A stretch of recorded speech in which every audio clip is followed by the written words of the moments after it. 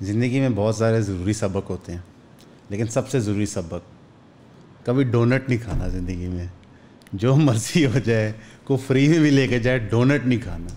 یہ جو don't counter پہ لوگ ہوتے ہیں نا، بڑے ظالم ہوتے ہیں. ان کی ایک اللہ نے ایبلٹی دی ہوتی ہے کہ یہ پوری چیز کا نچوڑ نا ایک لفظ میں نکال لیتے ہیں. انفارچونیٹلی وہ لفظ تھا لعنت، اور یہ لفظ سنایا گیا تھا قاضی فائزہ صاحب کو. یہ ویڈیو تقریباً 2-3 ہفتے پرانی ہے، غالباً مبارک ثانی والے کیس سے ریلیٹڈ ہے، جہاں پہ قاضی صاحب سے غلطی ہوئی تھی ججمنٹ کے اندر، اور پھر ان کو رجوع کرنا پڑا تھا اپنی ججمنٹ سے جب ان پہ پریشر آیا تھا ٹی ایل پی اور کئی مولوی حضرات کا، جہاں پہ فضل الرحمان صاحب ان کو ان چیمبر بھی ملنے گئے تھے. وہ تو ایک علیحدہ بحث ہے نا کہ جو وہ جسٹس ہوئی تھی تب، لیکن چلو اچھا ہے، انہوں نے اپنی غلطی پہ بہتری کر لی. لیکن اتنے محبت بھرے انداز سے پہلے اس بندے نے پوچھا ہے آپ فائزہ صاحب؟ انہوں نے کہا جی. آپ فائزی صاحب؟ جی. انہوں نے کہا لعنت. میں اتنے شریفانہ ایکسچینج ہوا ہے کہ ویڈیو کے اندر نظر آتا ہے قاضی فائزہ صاحب کی فیملی جو ہے وہ بھی حیران ہے اس بندے نے کہا کیا ہے. لیکن اس پہ جو لوگ شور مچا رہے ہیں کہ یہ بات نہیں کرنی چاہیے تھی، اور پی ٹی آئی والے کہہ رہے ہیں بہت اچھا ہوا ہے، میرا صرف ایک بنیادی سوال ہے، اس کمپنی کے ڈونٹ کیسے ہیں؟ کیا وہ ڈونٹ اچھے ہیں؟ کیا وہ برے ہیں؟ کہ وہ ساری ویڈیو دیکھ کے میرے دماغ میں یہی آ رہا تھا کہ پاکستان میں اچھے ڈونٹس کہاں سے ملتے ہیں، شاید اس دکان سے ملتے ہوں. بہرحال ایک ٹرینڈ بن گیا، اب لوگ اس دکان میں جا رہے ہیں، ڈونٹ کھا رہے ہیں، اپنی ویڈیوز چڑھا رہے ہیں، اور ان کو بے شمار لائکس مل رہے ہیں. یہ ایک چھوٹا سا واقعہ قوم کے لیڈروں کی ٹوٹل ذہن بیان کرتا ہے کہ ایک ظلم اور بربریت نافذ ہوئی ہے ملٹری اسٹیبلشمنٹ سے، ججوں کی طرف سے، بیوروکریٹ سے، سیاستدانوں سے، اور عوام بے بسی کی حالت میں سروس پرووائڈ کرتے ہوئے ڈونٹ دینے کی صرف لعنت کہتی. یہ اتنا انہوں نے ہمیں مجبور کر دیا ہے، اس نہج پہ کھڑا کر دیا ہے کہ اب ہم کسی کو گالی بھی دیتے ہیں تو اتنے مدھم آرام طریقے سے دیتے ہیں کہ ہمیں پتہ ہے فرق تو پڑتا کوئی نہیں، اور زیادہ شور شرابہ کیا تو ہوتا ہے ہمیں اندر کر دیں، ہوتا ہے ہماری دکانیں بند کر دیں. تو یہ پورا کا پورا ملک کا خلاصہ ہے. باقی جنرلی ہماری قوم میں ایک تمیز ہوتی تھی کہ اگر عورتیں کھڑی ہوں تو انسان شرم حیا کرتا تھا اور نہیں کرتا تھا، کوئی بات غلط یا مخالفت بھی تھی تو وہاں نہیں جاتا تھا. لیکن قوم کا بخار اس جگہ پہنچا دیا گیا ہے کہ وہ اب کسی چیز کی پرواہ نہیں کر رہے. ہم سب نے وہ امیجز دیکھے ہیں جہاں پہ پی ٹی آئی کی فیمیل پولیٹیشینس کو بالوں سے گھسیٹا جا رہا ہے، ان کو جیلوں میں پھینکا جا رہا ہے، کسی کو کوئٹہ بھیجا جا رہا ہے مقدمے کے لیے، کسی کو کہیں لے کے جا رہے ہیں. وہ سارا ساگا ہم دیکھ چکے ہیں. ہمیں ہسٹوریکلی یہ بھی پتہ ہے کہ فاطمہ جناح صاحبہ شاید مرڈر ہوئی تھیں، ان کے بارے میں کتے کو پٹا پہنا کے کیا کیا لکھا گیا تھا. ہمیں یہی پتہ ہے کہ عمران خان صاحب فیمیل پولیٹیشینس پہ کیا ریمارک دے رہے ہیں، علی مین گنڈا پور صاحب کیا ریمارکس دے رہے ہوتے ہیں. ہمیں یہ بھی پتہ ہے کہ نواز شریف صاحب نے بینزی صاحبہ اور ان کی والدہ غالباً کوئی غلط تصویریں بنوا کے ہیلی کاپٹروں سے پھنکوائی تھی. تو ہمارا جو ٹریک ریکارڈ ہے قوم کی ذہن سازی کرنے کا وہ اتنا اچھا نہیں ہے. کوئی بھی اگر آپ کے بولنے کا حق دبائے تو آپ نے نہیں دبنا. یوٹیوب سے آخری مذاکرات کر کے حتمی طور پر انہوں نے فیصلہ کر لیا کہ ہمارا جو مین چینل ہے وہ ڈی مونیٹائز ہی رہے گا، اور بار بار انہوں نے یہی بات کی ہے کہ آپ فلسطین کے موضوع پہ آواز اٹھاتے ہیں، ادھر کی گراؤنڈ رپورٹنگ کرتے ہیں، ریئل نمبرز، فیکٹس اور فگرز دیتے ہیں، اور یہ چیز جو سامراج ہے اس کو پسند نہیں آتی. اب اس صورتحال کے اندر نہ ہم ہٹیں گے، نہ ہم پریشان ہوں گے، نہ ہم گھبرائیں گے، کیونکہ آپ سب ہمارے ساتھ ہیں. ہم آپ کو 3 ایکشن پلان دیں گے اور آپ نے ان کو انشاءاللہ تعالی فالو کرنا ہے. سب سے پہلا، آپ ہمیں سپورٹ کر سکتے ہیں ہمارے کورسز خرید کے. دوسرے نمبر پہ آپ 3000 روپے کی سبسکرپشن خرید سکتے ہیں جو ہماری کاز کو سپورٹ کرتی ہے، اور اس 3000 روپے کی سبسکرپشن کے عوض آپ کو جتنا بھی ہم کانٹینٹ نیا فلسطین کا شوٹ کریں گے وہ ایکسکلوسیولی ملے گا، جو یوٹیوب پہ ہم ہوسٹ نہیں کریں گے، وہ پیڈ وال کے پیچھے ہوگا. تیسری چیز آپ جو کر سکتے ہیں کہ جو ہمارے ایگزسٹنگ چینلز اور بقیہ چینل ہے وہ یہاں پہ ڈسپلے ہو جائیں گے، حیدر ڈال دے گا ایڈٹ میں، آپ ان کو لائک کریں، سبسکرائب کریں، بیل آئیکن دبائیں اور ان کو شیئر کریں. کسی کو حق نہیں ہے چاہے وہ جتنا مزید طاقتور ہو کسی کی آواز دبائے. ایون کے اوپر ہم نے ہمیشہ آواز اٹھائی ہے فریڈم آف سپیچ کے لیے، وہ چاہے کسی یوٹیوبر کی ہو جس سے ہم اختلاف کریں، چاہے کسی سیاستدان کی ہو جو اس وقت قیدی بن کے جیل میں بیٹھا ہوا ہے. کیوں؟ کیونکہ جب تک میں اور آپ گفتگو کریں گے تب تک طاقتور حلقوں کی مجبوری ہوگی کہ وہ صحیح فیصلے لیں.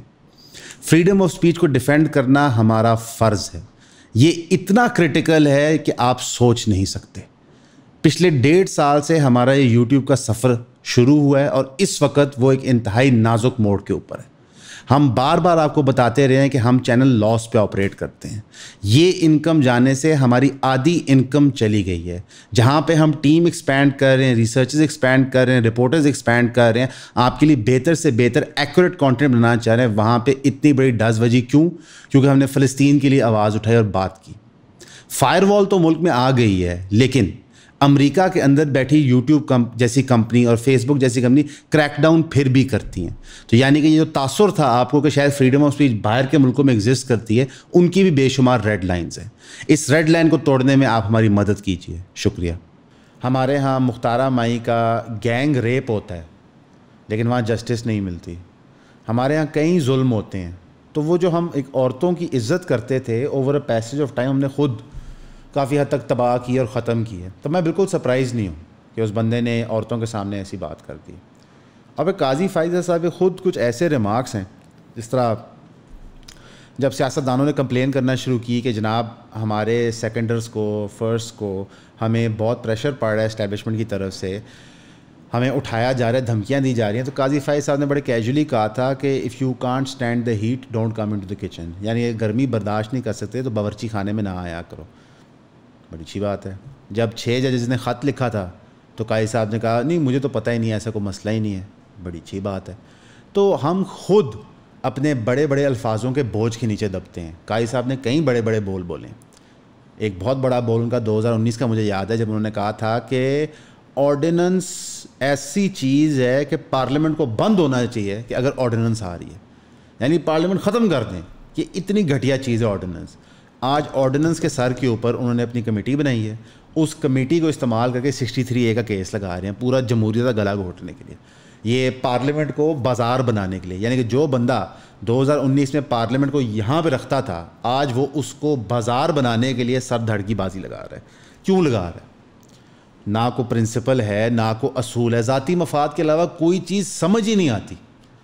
یا تو ہونا کہ PDM2 کے آنے سے اکانومی بھی چل رہی ہو, لا اینڈ آرڈر بھی بڑا اچھا ہوگا, تو بندہ کہ نہیں یار پریکٹیکل رزلٹس جو ہیں وہ بڑے اچھے آ رہے ہیں. وہ تو ٹوٹل فیل ہیں. اس وقت پوری دنیا کو 8 سپریم کورٹ کے ججز کو نظر آ رہا ہے کہ ECP نے رل مل کے الیکشن جو ہے وہ تباہ کیا تھا 8 کا, صرف قاضی صاحب کو نظر نہیں آ رہا. اب اس گندے الیکشن کے رزلٹ میں جو MNAs MPs بنے ہیں ان کی خرید و فروخت کرنے کے لیے 63A کا کیس ہو رہا ہے. میں نے آپ کو کہا تھا نا کہ اب ہم صرف بڑے آرام سے لعنتی کہہ سکتے ہیں, اور کیا کر سکتے ہیں. یہ تاثر ہے. Interestingly enough at the same time ECP کیا کر رہا ہے, supreme court of Pakistan, the ultimate body, کہ 8 ججز نے ڈیٹیل ڈیسیجن دیے جہاں پہ انہوں نے کہا کہ جناب PTI is a political party, یہ الیکشن سمبل والا معاملہ غلط تھا, ان کو ریزرو سیٹس دی جائیں. آپ 100 اختلاف کریں ڈیسیجن سے, آپ کہیں جناب کذاب ہے ڈیسیجن, جھوٹا ہے, مکار ہے, وہ 8 ججز ملے ہوئے ہیں, ڈیسیجن ہے, جیل ججمنٹ آ گئی ہے, ECP امپلیمنٹ کیوں نہیں کر رہا. اور قاضی فائز عیسیٰ صاحب اتنے برے چیف جسٹس ہیں کہ وہ اپنی کورٹ کا ڈیسیجن امپلیمنٹ نہیں کر پا رہے. ECP میٹنگز کر رہے ہیں ڈیٹیل ججمنٹ سمجھنے کے لیے, وہ مذاکرات کر رہے ہیں with in the election commission of Pakistan کہ اس ڈیٹیل ججمنٹ کا مطلب کیا ہے. آپ ریڈی والے کو بھی وہ ڈیٹیل ججمنٹ دکھائیں گے نا, تو وہ کہے گا جناب اس کا یہ مطلب ہے کہ ECP کو لو بہت بڑی کھچ وج گئی سی, اس کھچ کو درست کرنے کے لیے سپریم کورٹ نے یہ فیصلہ دیا. انے کو بھی نظر آ رہا ہے, ECP کو نظر نہیں آ رہا. اور یہ سب ہو رہا ہے تاکہ 63A کا قانون پہلے ہو جائے. کیوں؟ کیونکہ وہ جوڈیشل پیکیج ہم نے دینا ہے, وہ ترمیمیں ہم نے لے کے آنے جس کے تحت یہ ملک حتمی طور پہ تباہ کن تصور کیا جائے گا. وہ فائنل نیل ان دا کافن والی بات ہے. یہ جو بڑے بڑے لفظ ہم بولتے ہیں نا, اس کے بوجھ کے نیچے PTI بھی دبتی ہے, PMLN بھی دبتی ہے, PPP بھی دبتی ہے. میں کچھ ایک اور ہمارے شاید فیوچر پرائم منسٹر جو مارکیٹ میں خبریں گرم ہیں, بلاول بھٹو صاحب کی کوئی ریسنٹ اسٹیٹمنٹس آپ کو بتاتا ہوں. کانسٹیٹیوشنل کورٹ انہوں نے کہا جی فارم کرنا بہت ضروری ہے. انہوں نے کہا جی ہمارا سسٹم غلط ہے, کرپٹ ہے, ہماری جوڈیشری جو ہے وہ اتنی اچھی آپریٹ نہیں کرتی, بہت مسئلہ ہے. میرے نانا ابو کا جوڈیشل مرڈر ہوا تھا, یہ بات سچ ہے, باقی باتیں انہوں نے تھوڑی سی بڑھا چڑھا کے کہی تھیں. انہوں نے کہا امریکہ کے اندر پارلیمنٹ ڈیسائیڈ کرتا ہے اپوائنٹمنٹ آف جج, اس کی وجہ سے مارشل لا وہاں پہ امپوز نہیں ہوتی. Very good. لیکن ایک اور چیز بھی ہوتی ہے, ان کی جو پولیٹیکل پارٹیاں ہوتی ہیں نا, وہ جا کے اسٹیبلشمنٹ کو فون نہیں کرتی کہ سر وہ ساڈے اپوزیشن والے چک لو, وہ سر فارم 45 کر دیو سر جی وہ سارے کو نمبر نہیں پورے ہو رہے. تو بلاول بھٹو صاحب جو ماشاءاللہ پڑھے لکھے انسان ہیں, بیشتر ٹائم انہوں نے باہر ہی گزارا ہے, اعلیٰ تعلیم حاصل کی ہے, تو ان کو ایسی بونگیاں اور جھوٹ نہیں بولنے چاہیے کہ ٹوٹل اپنا مدعا اپنی گفتگو ایک جھوٹ کے سر پہ کھڑی کرتے ہیں. امریکہ کے اندر ڈکٹیٹرشپ اس لیے نہیں آتی کیونکہ ان کے پارلیمنٹیرین اور ان کے لوگ سول سپریمیسی میں بلیو کرتے ہیں اور وہ اس نظام کے تحت چلتے ہیں. یو کے میں بھی یہی وجہ ہے. آپ کے ججز کی اپوائنٹمنٹ کا کوئی تعلق نہیں ہے اس سے, کوئی نیسیسٹی نہیں ہوتی. ویسے سپریم کورٹ کے اندر ان کا پریزیڈنٹ جو ہوتا ہے وہ جج اپوائنٹ کرتا ہے جب سیٹ خالی ہوتی ہے, ویکنٹ ہوتی ہے, اور جو ان کے سپریم کورٹ کے جج ہوتے ہیں وہ لائف ٹائم کے لیے ہوتے ہیں اور ان کا چیف جسٹس نہیں ہوتا. تو جب آپ پیرلل ڈرا کرتے ہیں نا دو چیزوں میں, بیسک آرگومنٹیٹیو رول ہوتا ہے, تو آپ دیکھتے ہیں کمپیریبل چیزیں ہیں کہ نہیں. لیکن بلاول صاحب کو کیا سمجھ کہ عوام پڑھی لکھی ہے, ان کے پاس شعور ہے, وہ اس بات کو فیکٹ چیک کر لیں گے. الحمدللہ اب عوام پڑھی لکھی بھی, ان کے پاس شعور بھی ہے, لیکن انفارچونیٹلی ہمارے سیاستدان یہ بات سمجھ نہیں پا رہے. بلاول صاحب کہیں اور بونگیاں مارتے ہیں. ان کا بے نظیر صاحبہ کو پتہ تھا کہ سسٹم ٹوٹا ہوا ہے, لیکن اسی سسٹم کے تھرو وہ این آر او لے کے آئی تھی. افتخار چودھری جو ہے وہ ریولوشنری تھا, پی سی او کا جج تھا, لیکن انہی کندھوں کے اوپر آپ نے مارشل لاء ملک سے ہٹائی تھی, انہی کی موومنٹ میں آپ شامل ہوئے تھے. جو ڈیم والے جج یعنی کہ وہ ثاقب نثار کی بات کر رہے تھے, وہ کہتے ہیں کہ جی ان کو بھی کچھ نہیں آتا تھا. جناب والا آپ قاضی صاحب کی بھی تو بات کریں نا, فائز عیسیٰ کی. یہ کیسے ہو سکتا ہے کہ جب آپ کو چیز سوٹ کرے تو وہ اصول پہ ہے, جب نہ کرے تو وہ غیر اصول ہے. یہ حرکت اور کون کرتا تھا؟ یہ حرکت تو عمران خان بھی کرتا تھا. تو پھر آپ جو اپنے آپ کو کہتے ہیں کہ ہم پارٹی آف چینج ہیں, یا پھر ہم جو ہیں ایک نئی قسم کی سیاست کرنا چاہ رہے ہیں, یا ہم ملک کے لیے بہتر ہیں, آپ بھی وہی حرکتیں کر رہے ہیں جو عمران خان کر رہے ہیں. پی ٹی ایم کی کیا تہمتیں تھیں کہ مہنگائی بہت ہے, رول آف لاء نہیں ہے, عمران خان اور اسٹیبلشمنٹ کا گٹھ جوڑ ہے. اس وقت مہنگائی پیک کی ہے, رول آف لاء کوئی نہیں ہے, پی پی پی اور پی ایم ایل این کا گٹھ جوڑ ہے. تو شہباز شریف پرائم منسٹر ہوئے یا عمران خان پرائم منسٹر, زیادہ فرق تو نہیں ہے, تو پھر اس کو کیوں اٹھایا تھا, مجھے کیوں نکالا تھا, یہی بحث ہے نا. تو یہ جو ہماری آنکھ میں آپ دھول پھینکتے ہیں فرفر انگریزی بول کے, یا شہباز شریف صاحب کبھی فارسی بولتے ہیں, کبھی ٹرکش بولتے ہیں, کبھی عربی بولتے ہیں, یہ مت کریں. عوام بیوقوف نہیں ہے. عوام کالے چور کو پرائم منسٹر بنائیں, آپ تسلیم کریں, جس مرضی کو بنائیں. جمہوریت تو یہی ہے, انتخابات تو یہی ہوتے ہیں, لیکن یہ آپ تسلیم کرنا نہیں چاہتے. پھر ایک اڑتی خبر آئی ہے, آپ کو بتا دیتے ہیں.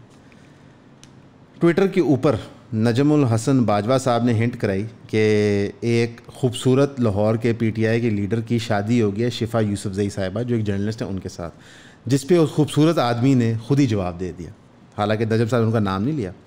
حماد اظہر صاحب نے اس رومر کو ایڈریس کیا اور کہا کہ اگر ایسی کوئی چیز ہوتی تو میں آپ سب کو بتا دیتا.